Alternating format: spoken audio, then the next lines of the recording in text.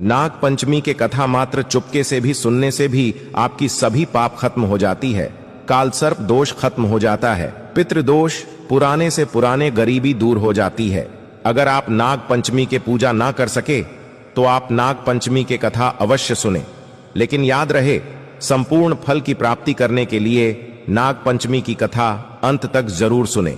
इसे बीच में नहीं रुका जाता।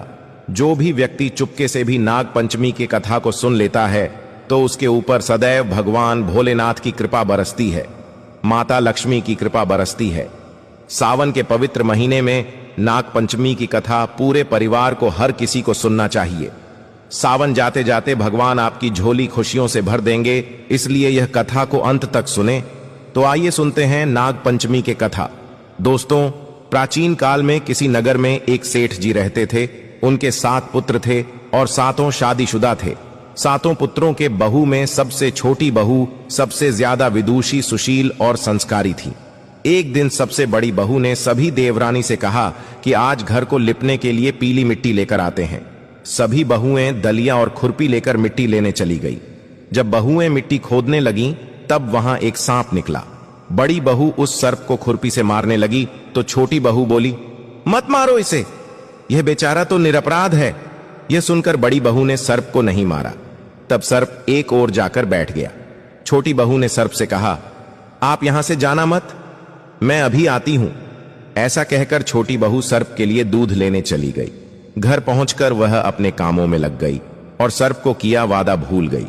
अगले ही दिन जैसे ही उसे यह बात याद आती है, तब वह दूध लेकर वहां पहुंची। तब उसने देखा कि सर्प तो वहीं पर बैठा है। सर्प को देखकर वह बोली, भैया मुझे माफ कर दो, मैं अपने कार्यों में लगकर आपसे किया वादा भूल गई। दोस्तों, तब सर्प बोला, मुझे झूठ बोलने के लिए मैं अभी तुझे दंश लेता हूं, लेकिन तूने अंत में सच्चे हृदय से मुझे भैया कहा है, इसलिए मैं तुझे छोड़ रहा हूं और आज से तू मेरी बहन हुई। तुझे जो चाहिए मांग लेना। छोटी बहू बोली, भैया मेरा कोई नहीं है, मुझे एक भाई मिल गया, मुझे और कुछ नहीं चाहिए। पर जब भी मैं अपनी भाई को बुलाऊं तो तुम चले आना। कुछ दिनों बाद सावन के महीने में सेठ जी की सभी बहुएं ने अपने अपने पिहर जाने लगी और छोटी बहू से बोली, तेरा तो कोई पिहर नहीं है, तू कहां जाएगी? यह सुनकर छोटी बहू बहुत रोई। तभी वह सर्प एक मनुष्य के रूप धारण करके उसके घर आया और बोला, मेरी बहन को भेज दो। तब सब ने कहा, इसका तो कोई भाई नहीं है। तो वह बोला, मैं दूर का रिश्ते का भाई लगता हूं।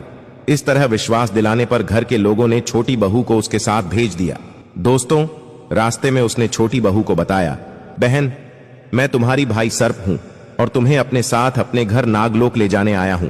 तुम डरना मत, तुम मेरी पूंछ पकड़ लो। छोटी बहू ने सर्प के कहे अनुसार किया। जैसे ही वह नागलोक पहुंची, नागलोक की धन ऐश्वर्य को देखकर छोटी बहू चकित रह गई। सर्प उसे अपने माता के पास ले गया और बोला, माता यह मेरी बहन है, इसने मेरी जान बचाई थी और यह हमारे साथ कुछ दिन रहने आई है। दोस्तों, सर्प की माता ने छोटी बहू को गले से लगा लिया। अब वह वहां खुशी खुशी रहने लगी। वहां शेषनाग के बहुत छोटे छोटे बच्चे जन्मे हुए थे। वह रोज देखते हैं कि माता सभी को रोज दूध ठंडा करके घंटी बजाती। घंटी की आवाज सुनकर सभी बच्चे वहां आकर दूध पी लेते थे। एक दिन वह माता से बोली, माता आज मैं दूध ठंडा कर देती हूं। अभी दूध ठंडा नहीं हुआ था कि उसने जल्दबाजी में घंटी बजा दी और घंटी की आवाज सुनकर छोटे छोटे सांप दौड़ पड़ी। दूध पीते ही कईयों के फन जल गए। सभी सर्प बोले, हम इसे दंशेंगे, परंतु माता की समझाने पर बच्चे मान गए। दोस्तों, तब उसके भाई सर्प ने और उसकी माता ने छोटी बहू को हीरे मोती और जवाहरात देकर उसे विदा कर दिया। इतनी सारी धन दौलत देखकर बड़ी बहू बोली, भाई ने इतनी सारी दौलत दी है तो इसे झाड़ने के लिए एक सोने के झाड़ू भी दे देता। यह सुनकर सर्प ने सोने के झाड़ू भी ला करके दे दी और उसकी माता की तरफ से हीरे मोती और मणियों का एक अद्भुत हार भी दिया। उस हार की प्रशंसा सारे नगर में होने लगी। दोस्तों, जब यह प्रशंसा नगर की रानी ने सुनी तो उस हार को पहनने की इच्छा उसने राजा को बताई।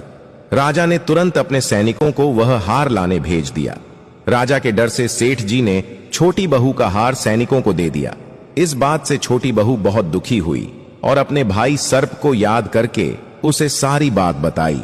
सर्प बोला, बहन तुम दुखी मत हो, राजा खुद तुम्हें वह हार लौटाने आएगी। रानी ने जैसे ही वह हार पहना, वह हार सर्प बन गया और रानी ने डर कर वह हार फेंक दिया। यह देखकर राजा ने छोटी बहू को उपस्थित होने का आदेश दिया। सेठ जी स्वयं छोटी बहू को लेकर गई। राजा ने छोटी बहू से पूछा, तूने क्या काला जादू किया है? छोटी बहू बोली, राजन मुझे क्षमा कीजिए, यह हार ऐसा ही है, यह हार मुझे मेरी भाई ने दिया है। इतनी देर में वह नाग वहां पर प्रकट हो गया। नाग बोला, यह मेरी बहन है और यह हार मैंने इसे दिया है। यह देखकर सभी लोगों ने नाग देवता को प्रणाम किया। क्योंकि उस दिन पंचमी तिथि थी, इसलिए उस दिन से नाग पंचमी का त्योहार मनाया जाता है। दोस्तों, तभी से सभी स्त्रियां सर्प को अपना भाई मानकर उसकी पूजा करते हैं। शास्त्रों में बताया जाता है कि सावन के पवित्र महीने में नाग पंचमी के पावन पर्व पर नाग देवता को गाय का कच्चा दूध अवश्य अर्पित करना चाहिए। इस दिन नागों का राजा साक्षात आपको वरदान देते हैं। काल सर्प दोष समाप्त हो जाता है, पितृदोष दूर हो जाता है। नाग पंचमी के दिन नाग देवता के दर्शन करने से बहुत ही शुभ और मंगलकारी माना जाता है। सच्चे दिल से कमेंट बॉक्स में लिखें, नाग देवता की जय हो, ओम नमः शिवाय। एक लाइक तो बनता है।